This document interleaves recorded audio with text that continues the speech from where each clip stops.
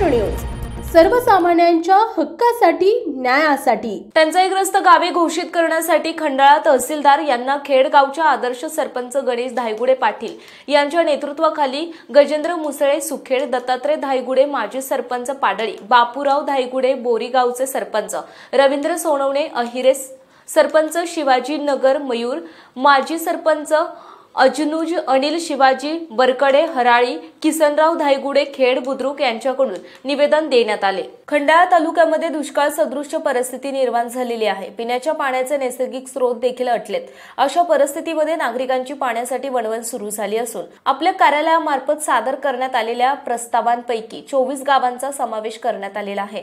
या गावांव्यतिरिक्त अनेक ठिकाणी टंचाई निर्माण झालेली आहे। प्रामुख्याने निंबोडी, पाडळी, बोरी, वेळेवाडी, खेड बुद्रुक, अहिरे, हरळी, मावशी, अजनुज ही गावे टंचाईग्रस्त म्हणून घोषित करण्याकामी आपल्या कार्यालयामार्फत आदेश देण्यात यावे अशी मागणी सरपंच गणेश धायगुडे पाटील आणि त्यांचे कार्यकर्ते यांनी तहसीलदार यांच्याकडे केली आहे।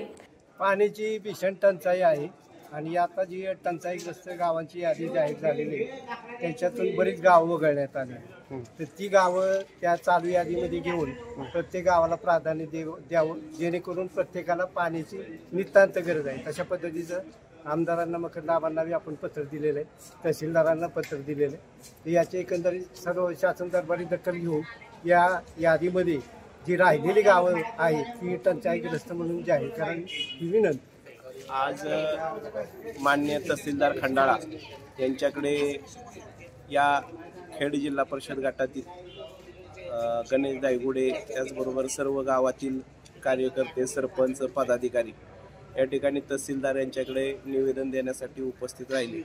तालुक्यातील टंचाईग्रस्त गावांची जी काही तहसीलदारांनी यादी जाहीर केली त्याच्यामुळे मध्ये बरीचशी गावं वगळण्यात आलेली आहेत।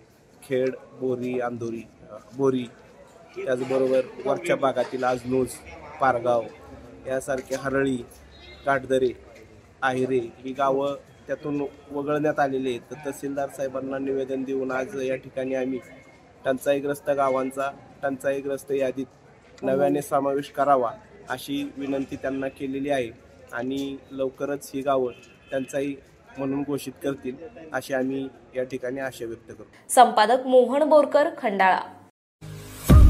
आपल्या परिसरातील बातम्या पाहण्यासाठी आजच आमच्या सत्यशोधक महाराष्ट्र न्यूज चॅनलला यूट्यूबवर सबस्क्राईब करा आणि बेल आयकॉन प्रेस करा।